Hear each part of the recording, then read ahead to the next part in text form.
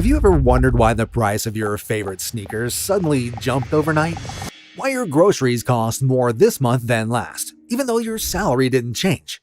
You might hear words like inflation, global crisis, supply chain issues.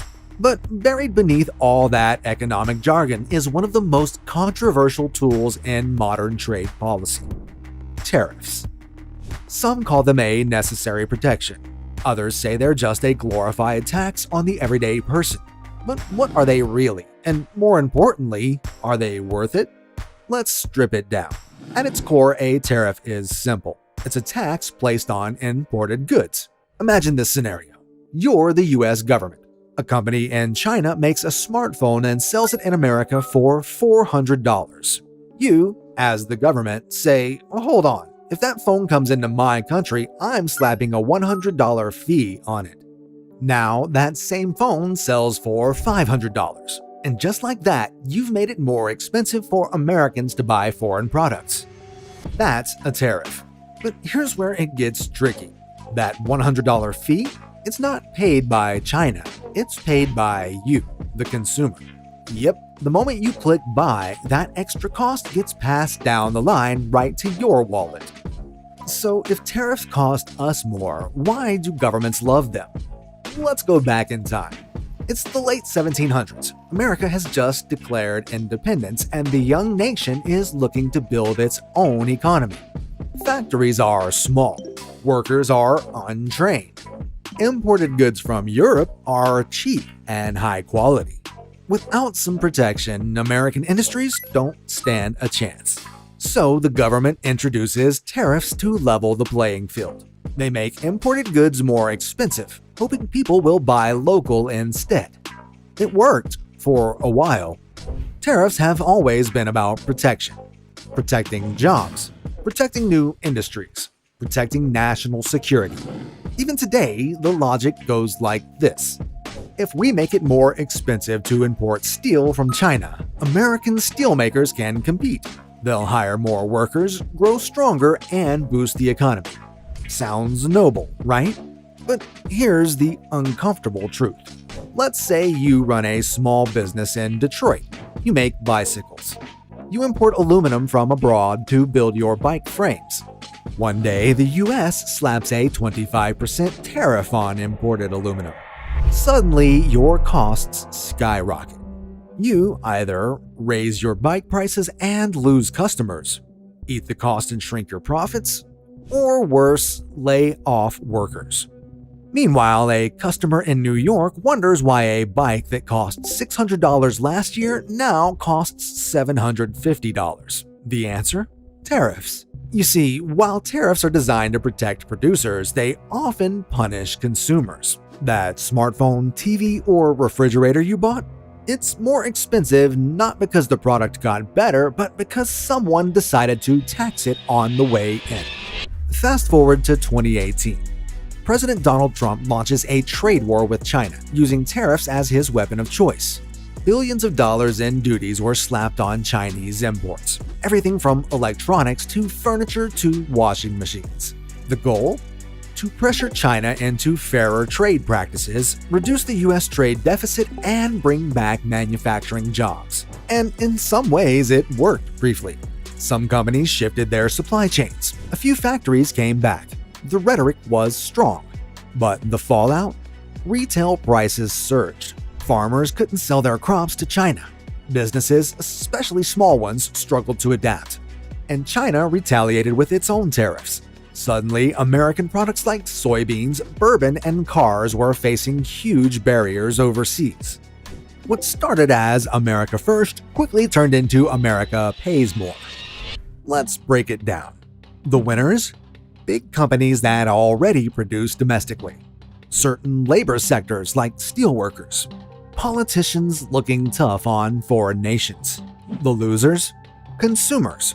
Small businesses reliant on global supply chains. Exporters hit with retaliatory tariffs. Basically, most of us. Tariffs can create a short-term boost for a few industries, but over time they tend to raise prices, reduce choices, and stoke international tension. So the real question isn't whether tariffs work, it's who they work for. In 2018, the US imposed tariffs on imported washing machines. The idea? To protect American manufacturers like Whirlpool and revive domestic production. Initially, it looked like a success. Whirlpool stock surged, factories expanded, jobs were added. But then something unexpected happened. The prices of washing machines went up by as much as $86 per unit.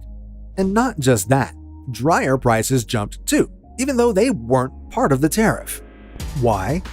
Because people usually buy washers and dryers as a pair, so retailers hiked the price on both. The result? American consumers paid over $1.5 billion more. For every job the tariff created, it cost consumers $815,000. Let that sink in. What looked like a win for American manufacturing became a hidden tax on millions of families. In 2025, when the US tariff raised on Chinese goods, China retaliated by targeting American agriculture, specifically soybeans. China was the largest buyer of American soybeans, but once the tariffs hit, that demand evaporated. Prices for US soybeans tanked. Thousands of farmers lost their largest customer overnight. Some had to burn their crops or let them rot in silos. To soften the blow, the US government issued billions in subsidies to affected farmers. But here's the twist. That money came from taxpayers. So instead of selling to China, farmers sold to Washington. And you helped foot the bill. This is the irony of tariffs. You're told they punish foreign nations, but often they punish our own people more.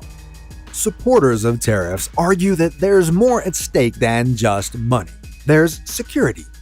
They say if we rely on other countries for critical products like semiconductors, medical supplies, or steel, we're vulnerable. And they're not wrong. COVID-19 proved just how fragile global supply chains can be. Countries scrambled for masks, test kits, and ventilators, many of which were made abroad. In such cases, tariffs can be used to rebuild domestic capacity, to ensure that in times of crisis, we're not stuck waiting for cargo ships from halfway across the world. So yes, there is a case for using tariffs strategically, especially for national security. But here's the catch. Strategic use is rare. Political use is common. Tariffs often become a tool for scoring points in elections, not solving long-term structural problems. Here's what most people don't see. Tariffs in one country don't stay in that country. Let's say the US imposes a tariff on Chinese solar panels. China, in response, might cut exports of rare earth minerals to the US, minerals needed to make smartphones, batteries, and electric vehicles. Europe, watching the drama unfold, might start building alliances with China instead. Smaller countries caught in the middle like Vietnam or Mexico suddenly face increased demand from companies looking to dodge tariffs. But they're not always equipped to handle the surge. The result? Global supply chain disruptions, political tension, inflation everywhere. It's like throwing a rock in a lake and watching the ripples hit every shore. Let's be fair, tariffs aren't evil. They're a tool. And like any tool, they can build or destroy. When used carefully, tariffs can nurture new industries, reduce reliance on foreign powers, encourage fairer trade agreements. But when used recklessly, out of anger, ego, or for votes, they often raise prices for consumers, hurt small businesses, trigger retaliation, weaken diplomatic relationships. So, are tariffs worth it? Sometimes, but not nearly as often as we're led to believe. Instead of slapping a tariff on every imported good, what else can governments do? Rather than punishing foreign goods, reward local production, tax breaks, research grants, and training programs. They all help industries grow from the inside out. The government can also strengthen trade alliances by working with allies to create fair trade deals, not trade wars. When countries cooperate, they create stability, which is better for everyone's economy. Another measure is to enforce trade laws transparently. If another country is truly engaging in unfair trade practices like dumping or currency manipulation, target the behavior, not just the product. Now, what if buyers actually knew the cost of fast fashion, cheap electronics, and outsourced labor? Informed consumers make different choices without needing government intervention. In the end, tariffs aren't just a question of dollars. They're a question of values. They promise protection, but often deliver pain. They speak the language of nationalism, but create global consequences. And remember, what we pay for at the store is only part of the price.